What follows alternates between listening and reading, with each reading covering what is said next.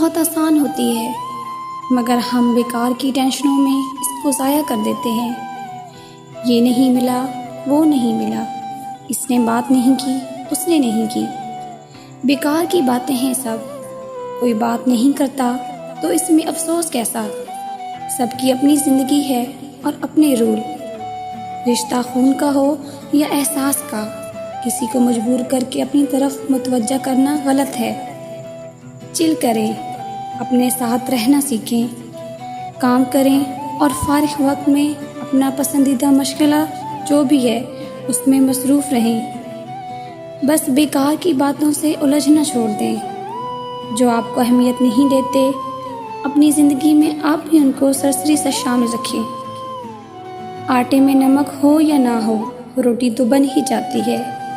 ऐसे ही साथ कोई हो या ना हो, ज़िंदगी गुजर ही जानी है।